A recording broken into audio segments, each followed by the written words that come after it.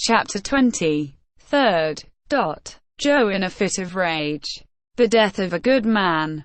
The night of watching. By the body. Barrenness and drought. The burial. The quartz rocks. Joe's hallucinations. A precious ballast. A survey of the gold bearing mountains. The beginning of Joe's despair. A magnificent night overspread the earth. And there, missionary lay quietly asleep in utter exhaustion. "He'll not get over it," sighed Joe. "Poor young fellow, scarcely 30 years of age. He'll die in our arms. His breathing, which was so feeble before, is growing weaker still, and I can do nothing to save him," said the doctor, despairingly. "The infamous scoundrels!" exclaimed Joe, grinding his teeth in one of those fits of rage that came over him at long intervals. And to think that, in spite of all this, good man could find words only to pity them, to excuse, to pardon them. Heaven has given him a lovely night. Joe, his last on earth. Perhaps he will suffer but little more after this, and his dying will be only a peaceful falling asleep. The dying man uttered some broken words, and the doctor at once went to him. His breathing became difficult, and he asked for air. The curtains were drawn entirely back, and he inhaled with rapture the light breezes of that clear, beautiful night. The stars sent him their trembling rays, and the moon wrapped him in the white winding sheet of its effulgence. "My friends," said he, in an enfeebled voice, "I am going. May God requite you, and bring you to your safe harbor. May He pay for me the debt of gratitude that I owe to you." "You must still hope," replied Kennedy. "This is but a passing fit of weakness. You will not die." "How could anyone die on this beautiful summer night?" "Death is at hand," replied the missionary. "I know it. Let me look it in the face. Death, the commencement of things eternal, is but the end of earthly cares. Place me upon my knees, my brethren, I beseech you." Kennedy lifted him up, and it was distressing to see his weakened limbs bend under him. My God," exclaimed the dying apostle, "have pity on me." His countenance shone far above that earth on which he had known no joys. In the midst of that night, which sent to him its softest radiance, on the way to that heaven toward which he uplifted his spirit, as though in a miraculous assumption, he seemed already to live and breathe in the new existence. His last gesture was a supreme blessing on his new friends of only one day. Then he fell back into the arms of Kennedy, whose countenance was bathed in hot tears. "Dead," said the doctor, bending over him. "Dead." And with one common accord, the three friends knelt together in silent prayer. "Tomorrow," resumed the doctor, "we shall bury him in the African soil which he has besprinkled with his blood."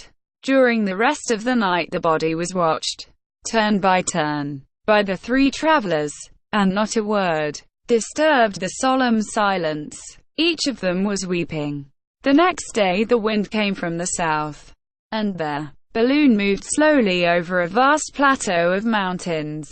There were extinct craters, here barren ravines, not a drop of water on those parched crests, piles of broken rocks, huge stony masses scattered hither and thither, and interspersed with whitish marl, all indicated the most complete sterility. Toward noon, the doctor, for the purpose of burying the body, decided to descend into a ravine in the midst of some plutonic rocks of primitive formation.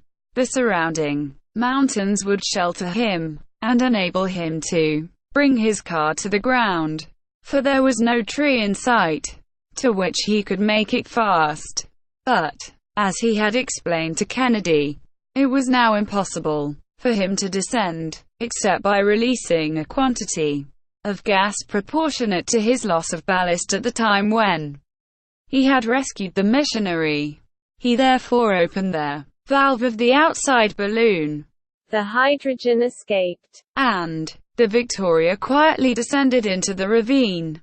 As soon as the car touched the ground, the doctor shut the valve. Joe leaped out, holding on the while to the rim of the car with one hand, and with the other, gathering up a quantity of stones equal to his own weight.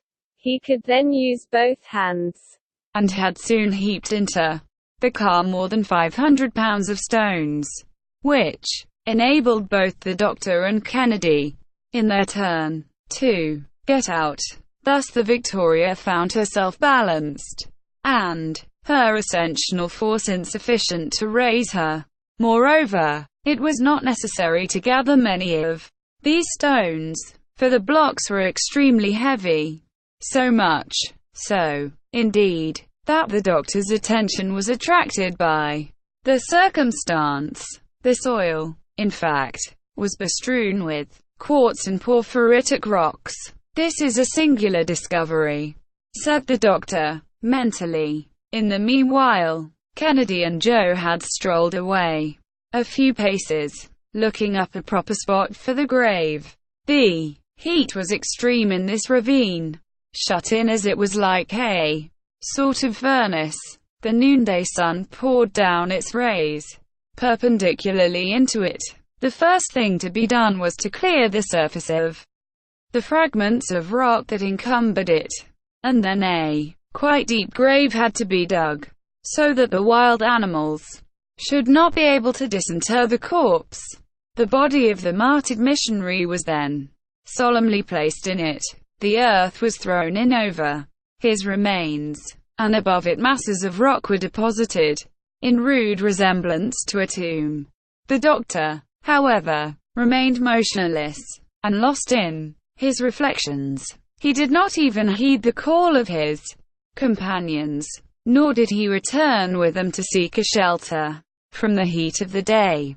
"What are you thinking about, Doctor?" asked Kennedy. "About a singular freak of nature, a curious effect of chance. Do you know, now, in what kind of soil that man of self-denial, that poor one in spirit, has just been buried?" "No. What do you mean, Doctor?" "That priest, who took the oath of perpetual poverty, now reposes in a gold mine." "A gold mine!" exclaimed Kennedy and Joe in one breath. "Yes, a gold mine," said the doctor, quietly. "Those blocks which you are trampling underfoot, like worthless stones, contain gold, or of great purity." "Impossible, impossible," repeated Joe. "You would not have to look long among those fishes of slaty schist without finding peptites of considerable value." Joe at once rushed like a crazy man among the scattered fragments, and Kennedy was not long in following his example. "Keep cool, Joe," said his master. "Why, Doctor, you speak of the thing quite at your ease." "What? A philosopher of your mettle." "Ah, master, no philosophy holds good in this case. Come, come, let us reflect a little. What good would all this wealth do you? We cannot carry any of it away with us. We can't take any of it with us. Indeed, it's rather too heavy for our car. I even hesitated to tell you anything about it, for fear of exciting your regret." "What?" said Joe. "Again, abandon these treasures. A fortune for us, really for us, our own. Leave it behind. Take care, my friend. Would you yield to the thirst for gold? Has not this dead man whom you have just helped to bury taught you the vanity of human affairs?" "All that is true," replied Joe. "But gold, Mr. Kennedy, won't you help to gather up a trifle of all these millions? What could we do with them?" "Joe," said the hunter, unable to repress a smile, "we did not come hither in search of fortune, and we cannot take one home with us. The millions are rather heavy, you know, resumed the doctor, and cannot very easily be put into one's pocket. But, at least, said Joe, driven to his last defenses, couldn't we take some of that ore for ballast, instead of sand? Very good, I consent, said the doctor, but you must not make too many wry faces when we come to throw some thousands of crowns worth overboard.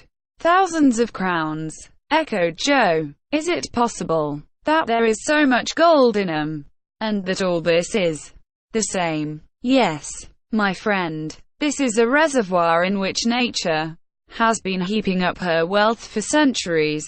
There is enough here to enrich whole nations. An Australia and a California both together in the midst of the wilderness, and the whole of it is to remain useless, perhaps. But at all events, here's what I'll do to console you. That would be rather difficult to do, said Joe, with a contrite air. Listen, I will take the exact bearings of this spot, and give them to you, so that, upon your return to England, you can tell our countrymen about it, and let them have a share, if you think that so much gold would make them happy. Ah, master, I give up. I see that you are right, and that there is nothing else to be done. Let us fill our car with the precious mineral, and what remains at the end of the trip will be so much made. And Joe went to work. He did so, too, with all his might, and soon had collected more than 1,000 pieces of quartz, which contained gold enclosed as though in an extremely hard crystal casket. The doctor watched him with a smile, and, while Joe went on, he took the bearings, and found that the missionaries' grave lay in 22 degrees 23 minutes east longitude, and 4 degrees 55 minutes north latitude. Then, casting one glance at the swelling of the soil, beneath which the body of the poor Frenchman reposed, he went back to his car. He would have erected a plain, rude cross over the tomb, left solitary thus in the midst of the African deserts. But not a tree was to be seen in the environs. God will recognize it, said Kennedy. An anxiety of another sort now began to steal over the doctor's mind. He would have given much of their gold before him for a little water, for he had to replace what had been thrown overboard when the Negro was carried up into the air. But it was impossible to find it in these arid regions, and this reflection gave him great uneasiness. He had to feed his cylinder continually, and he even began to find that he had not enough to quench the thirst of his party. Therefore he determined to lose no opportunity of replenishing his supply. Upon getting back to the car, he found it burdened with the quartz blocks that Joe's greed had heaped in it. He got in, however, without saying anything. Kennedy took his customary place, and Joe followed, but not without casting a covetous glance at the treasures in the ravine. The doctor rekindled the light in the cylinder. The spiral became heated. The current of hydrogen came in a few minutes, and the gas dilated. But the balloon did not stir an inch. Joe looked on uneasily, but kept silent. Joe, said the doctor. Joe made no reply. Joe, don't you hear me? Joe made a sign that he heard, but he would not understand. Do me the kindness to throw out some of that quartz. But, doctor, you gave me leave. I gave you leave to replace the ballast. That was all. But, do you want to stay forever in this desert? Joe cast a despairing look at Kennedy, but the hunter put on the air of a man who could do nothing in their matter. Well, Joe, then your cylinder don't work, said the obstinate fellow. My cylinder, it is lit, as you perceive, but there Balloon will not rise until you have thrown off a little ballast. Joe scratched his ear, picked up a piece of quartz, the smallest in the lot, weighed and reweighed it, and tossed it up and down in his hand. It was a fragment of about 3 or 4 pounds. At last he threw it out. But the balloon did not budge. "Humph," said he. "We're not going up yet." "Not yet," said the doctor. "Keep on throwing." Kennedy laughed. Joe now threw out some 10 pounds. But the balloon stood still. Joe got very pale. "Poor fellow," said the doctor. "Mr. Kennedy, you and I weigh, unless I am mistaken, about 400 pounds, so that you'll have to get rid of at least that weight, since it was put in here to make up for us." "Throw away 400 pounds, said Joe, piteously, "and some more with it, or we can't rise. Come, courage." Joe, the brave fellow, heaving deep sighs, began at last to lighten the balloon, but from time to time he would stop and ask, "Are you going up?" "No, not yet," was the invariable response. "It moves," said he, at last. "Keep on," replied the doctor. "It's going up, I'm sure." "Keep on yet," said Kennedy, and Joe, picking up one more block, desperately tossed it out of the car. The balloon rose 100 feet or so, and, aided by the cylinder, soon passed above the surrounding summits. "Now, Joe," resumed the doctor, "there still remains a handsome fortune for you, and, if we can only keep the rest of this with us until the end of our trip, there you are, rich for the balance of your days." Joe made no answer, but stretched himself out luxuriously on his heap of quartz. "See, my dear Dick," the doctor went on, "just see the power of this metal over the cleverest lad in the world. What passions, what greed, what crimes, the knowledge of such a mine as that would cause. It is sad to think of it."